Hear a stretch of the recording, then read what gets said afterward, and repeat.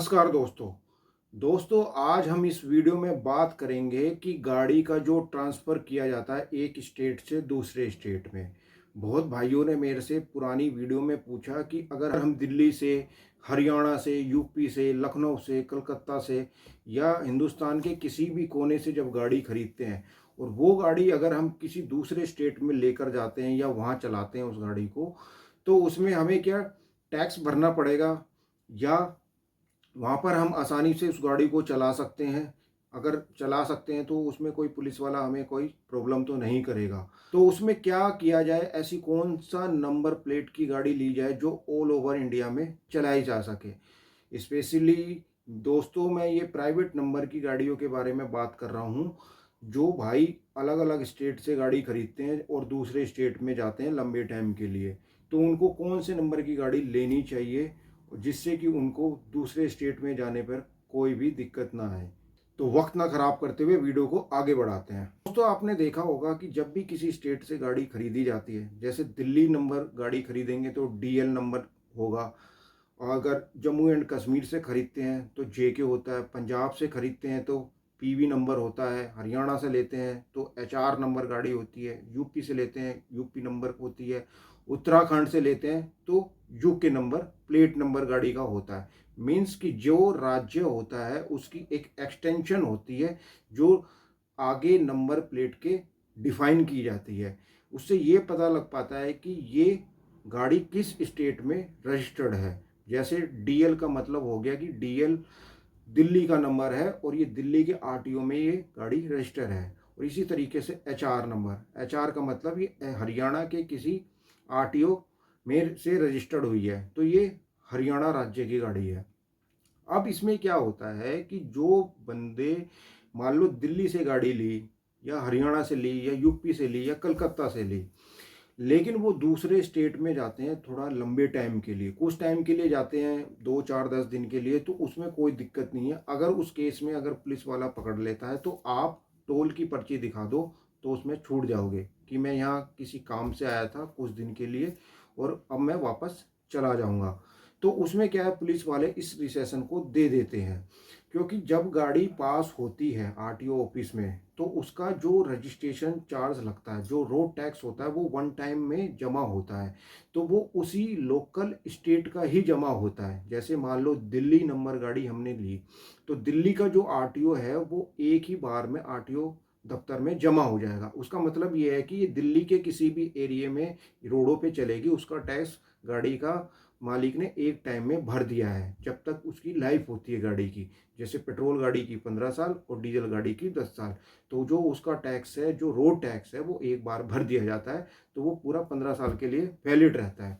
इसी प्रकार जब वो दिल्ली नंबर गाड़ी या दूसरे स्टेट में जाती है तो वहाँ का उसने टैक्स नहीं भरा होता, मतलब आरटीओ नहीं भरा होता, रोड टैक्स नहीं भरा होता है। तो वहाँ की जो गवर्नमेंट है, वहाँ के जो पुलिस कर्मचारी हैं, उस गाड़ी को वो पकड़ के चलान कर सकते हैं या आपकी गाड़ी को जब्त कर सकते हैं अगर लंबे टाइम तक वो गाड़ी वहाँ पर घूम रही है। हाँ, शॉर्ट टर्म के लिए हर स्टेट में एक संधि होती है, मतलब कोलैबोरेट होता है। जैसे दिल्ली का मतलब भारत के सारे राज्यों का आपस में कोलैब होता है कि प्राइवेट नंबर गाड़ी अगर हमारे राज्य की आपके दूसरे राज्य में जाती है तो कुछ दिन के लिए जाती है तो वो रिलैक्सेशन है। जैसे मान लो दिल्ली की गाड़ी यूपी हरियाणा में जाती है तो हरियाणा और यूपी की गाड़ी दिल्ली भी आती है। तो इससे क्या होता है, एक दूसरे स्टेट की सरकारें इतना रिलैक्सेशन दे देती हैं कि कुछ गाड़ियां हमारी भी आपके स्टेट में आएंगी और आपके स्टेट की गाड़ियां भी हमारे स्टेट में आएंगी और हमारे स्टेट की भी गाड़ियां आपके स्टेट में जाएगी, तो इसमें कोई दिक्कत ना हो। हाँ, केस वहाँ आता है कि आप अगर अपनी गाड़ी को लंबे टाइम के लिए किसी दूसरे स्टेट में चला रहे हो, रन कर रहे हो, तो उसमें अगर आपकी गाड़ी पकड़ी जाती है तो आप पर फाइन लग सकता है। फाइन कैसा होगा? फाइन ऐसा होगा दोस्तों, जो गाड़ी आपकी जिस नंबर पे रजिस्टर है और जब जिस तारीख से रजिस्टर है, मान लो आपकी गाड़ी को 2 साल हो गए हैं, ठीक है, आप तीसरे साल यूपी में घुमा रहे हो उस गाड़ी को और वो पकड़ी जाती है गाड़ी, तो जो उस पर फाइन लगेगा, जो चालान होगा, रजिस्ट्रेशन डेट से लगा के और जिस समय वो गाड़ी पकड़ी जाएगी उस टाइम तक का कैलकुलेट करके फाइन आपके ऊपर लगाया जाएगा। तो इस तरीके से पेनल्टी बहुत बड़ी हो जाती है। तो छोटे टाइम के लिए तो आप क्या कर सकते हो कि टोल की पर्ची दिखा सकते हो। अगर आपको थोड़ा टाइम ज़्यादा लग रहा है तो आपको बॉर्डर पे आके अपनी गाड़ी बॉर्डर पे लाके, जैसे मान लो मैं आपको एग्जांपल के तौर पे समझा रहा हूँ, मान लो आपका टाइम हरियाणा में ज़्यादा लग रहा है तो आप हरियाणा बॉर्डर में दिल्ली में एंटर करके किसी भी पेट्रोल पंप से अपनी गाड़ी में डीजल पेट्रोल भराओ और वापस हरियाणा की तरफ चले जाओ। अगर इस केस में अगर आप पकड़े जाते हो तो उस पर्ची को संभाल के अपने पास रखना और उस पर्ची के बेस पर ही आप बच पाओगे। मान लो आप 10 दिन से 15 दिन से हरियाणा में घूम रहे हो, लेकिन उस बीच में टाइम निकाल के आपने बॉर्डर से पेट्रोल या डीजल भरा लिया, लेकिन उसकी पर्ची आपने ले ली, तो इन केस अगर आप पकड़े जाते हो तो वो अगर आप पर्ची दिखाओगे कि मैं 2 दिन पहले ही दिल्ली से हरियाणा में आया हूँ, तो मैं अभी 2-3 दिन में चला जाऊंगा, तो आपको पुलिस वाले छोड़ देंगे उस पर्ची के बेस पे, क्योंकि लास्ट आपने जो डीजल भराया था वो दिल्ली पेट्रोल पंप से भराया, यानी कि आपकी गाड़ी अभी 2 दिन पहले ही दिल्ली से हरियाणा की तरफ आई है। ये है एक जुगाड़ जिसमें आप अपना बच सकते। लेकिन दोस्तों इसी के उल्ट में ये है कि अगर आप लंबे समय के लिए दूसरे शहरों में जाते हो, काफ़ी महीने 2 महीने हो जाते हैं, तो उस केस में आपको ऐसी नंबर प्लेट गाड़ी चाहिए जिसमें आपके ऊपर कोई पेनल्टी ना लगे। तो भारत सरकार ने एक ऐसी नंबर प्लेट और एक ऐसा रजिस्ट्रेशन निकाला है जिस रजिस्ट्रेशन को लेकर आप इंडिया के भारत के किसी भी कोने में अपनी गाड़ी को कहीं भी और कितने भी दिन के लिए चला सकते हो और कोई भी पुलिस वाला आपको दिक्कत नहीं करेगा। लेकिन इसकी कुछ शर्तें हैं, आपको आरटीओ में ये डिफाइन करना होगा, समझाना पड़ेगा। एक आपको एनओसी अपनी तरफ से देनी होगी कि मेरा इस तरीके से काम है, मैं हर शहर में जाता रहता हूँ महीने 2 महीने 10 दिन के लिए, तो उस तरीके से मुझे ये नंबर प्लेट की गाड़ी चाहिए। तो वो नंबर प्लेट होता है BH, मतलब BH का मतलब होता है कि भारत।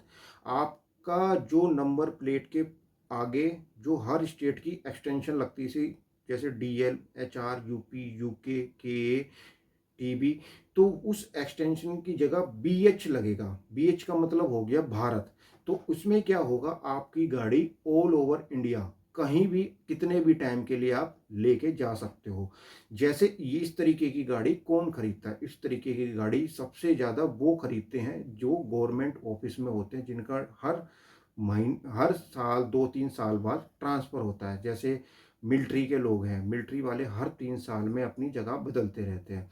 मान लो आप उन्होंने दिल्ली नंबर गाड़ी खरीद ली, अब उनकी पोस्टिंग होगी तमिलनाडु में। अब तमिलनाडु गाड़ी को लेके जाएंगे, फिर उसकी एनओसी कराएंगे, फिर वहाँ पे रजिस्ट्रेशन होगा, तो उसमें क्या पूरा झोल फट जाएगा और गाड़ी की जो रजिस्ट्रेशन चार्जेस हैं वो महंगी होती जाएंगी। मैं आपको एक बात बताना चाहता हूँ, अगर गाड़ी मान लो आपने 2024 में खरीदी है और 2 साल आपने दिल्ली में चलाई है, तीसरे साल अगर आप उसी गाड़ी को केरला लेके जाते हो और यहाँ से एनओसी कटवा लेते हो दिल्ली से कि नॉन ऑब्जेक्शन सर्टिफिकेट मिल जाता है, उसी के बेस पे आपकी गाड़ी ट्रांसफ़र होती है दूसरे स्टेट में। तो आप जब उस स्टेट में अपनी गाड़ी का रजिस्ट्रेशन कराओगे, तो इसका मतलब जैसे 2024 में जो आपने गाड़ी खरीदी है और 2026 तक आपकी दिल्ली में रही, और 26 के बाद जैसे आप केरला गए या तमिलनाडु किसी भी स्टेट में गए, अब आप चाहते हो कि वहाँ के आरटीओ में मैं अपनी गाड़ी को रजिस्टर करा लूँ जिससे कोई दिक्कत ना आए लोकल चलाने में, आपकी गाड़ी रजिस्टर हो जाएगी, लेकिन आप पर जो आरटीओ का चार्ज लगेगा 2024 से लगेगा। क्यों? गाड़ी की जो फर्स्ट जो बाइंग है वो 2024 है, यानी कि जो आपने टैक्स दिल्ली सरकार को भरा 15 साल के लिए वो आपका खराब हो जाएगा। फिर आपको उसी तरीके से बचे हुए टाइम, मतलब 2 साल माइनस कर लीजिए, 13 साल के लिए आपको फुल टैक्स दोबारा से दूसरी गवर्नमेंट को देना पड़ेगा। इसमें सबसे बड़ा ये लॉस होता है कि जिस स्टेट में जाओगे उसी स्टेट में आपको रजिस्ट्रेशन कराना होगा, लेकिन उसमें आपको जो पेमेंट देनी पड़ेगी, जो उसकी फीस देनी पड़ेगी, जो गाड़ी की बाइंग डेट होती है, जो डिलीवरी डेट होती है, उस तारीख से आपके ऊपर चार्जेस लगेंगे।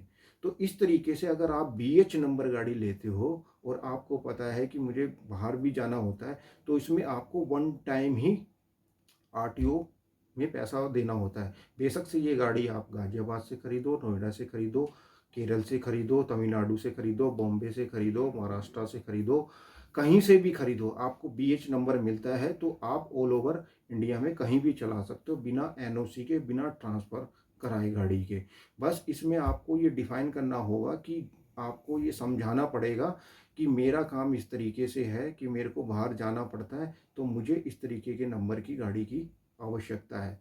तो जब आपको BH नंबर गाड़ी मिल जाएगी, तो BH नंबर गाड़ी को आप कहीं भी रन कर सकते हो बिना किसी टेंशन के।